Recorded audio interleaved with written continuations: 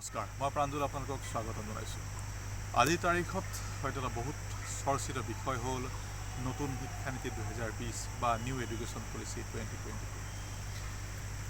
বহুতে হয়তো কথা পাতিছে, বহুত আলোচনা হৈছে, কি আছেনো এই বিষয়ে বা পলিচি মানেনো কি। তো অকণমান সংক্ষিপ্তত ব্ৰিফলি অকণমান আলোচনা কৰোঁ।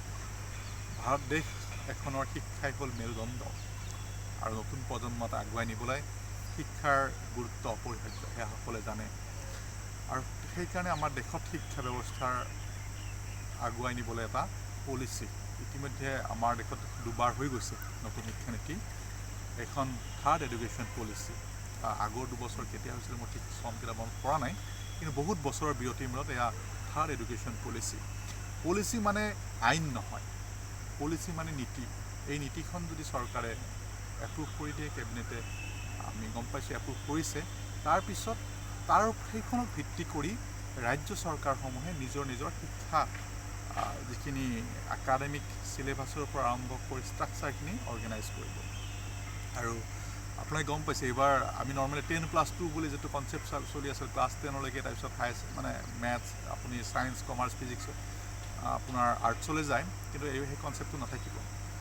আৰু আপোনাৰ এইবাৰ হ'ব 3 বছৰ বয়সৰ শিশু এটাক ক্লাছ প্ৰথম 2 বছৰ প্লে স্কুল টাইপৰ, তাৰপিছত 1-2 পঢ়িব, য'ত পৰীক্ষাৰ কনচেপ্ট নাথাকিব, কেৱল বাচ্চা খেলিব, ল'ৰা ছোৱালী অলপ চলপ শিকিব।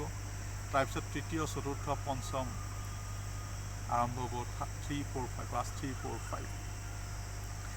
তাৰপিছত 6, 7, 8 3 বছৰ, 9, 10, 11, 12 এইকেইটা হ'ব অকণমান আগৰ দৰে। আমি কেনে হৈছে 9, 10ৰ পিছত আমি মেট্ৰিক পৰীক্ষা দিওঁ, কিন্তু এইবাৰ নাথাকিব। বা 11, 12ত আমি যিটো হায়াৰ ছেকেণ্ডাৰী দিওঁ তেনেকুৱা নাথাকিব। 12ৰ শেষত কেৱল পৰীক্ষাটো হ'ব। বিউটি ইজ ডেট 9, 10, 11, 12 4টা বছৰ ইয়াতে ছেমিষ্টাৰ ছিষ্টেম থাকিব। কোনোবাজনে যদি ছায়েন্সৰ পঢ়িবলৈ খোজে হয়তো তেওঁ তেনেকুৱাকৈ পঢ়ি যাব, আৰ্টছৰ পঢ়িব খোজাজনে তেনেকুৱাকৈ ছাবজেক্টবিলাক বাছনি কৰিব। আৰু এটা কথা যে পঞ্চম ক্লাছ 5লৈকে মাতৃভাষাত শিক্ষাটো অগ্ৰাধিকাৰ দিয়া হৈছে। মাতৃভাষাত শিক্ষাত বহুত এডভান্টেজ আছে বুলি ইতিমধ্যে গৱেষণাত প্ৰমাণিত হৈছে, আৰু সেইকাৰণে চাগে শিক্ষা ব্যৱস্থাত মাতৃভাষা পঞ্চম শ্ৰেণীলৈকে বাধ্যতামূলক কৰিছে।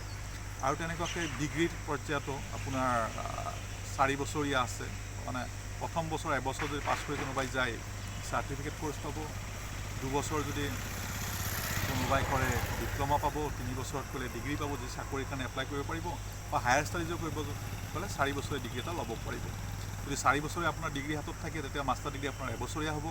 তো তেনেকুৱাকৈ বহুত সুবিধা আছে। আৰু আগতে যেনেকুৱা আমি কৈছিলোঁ না, ফিজিক্সৰ লগত আপুনি হিষ্ট্ৰী পঢ়িব পাৰিব, এনেকুৱা ছাবজেক্টৰ বহুতখিনি আপুনি আগতে ভাবিব পৰা নাছিলোঁ। তেনেকুৱা বহুত কথাই আগলৈকে পাতি যাম। আজিলৈ ইমানেই, ধন্যবাদ।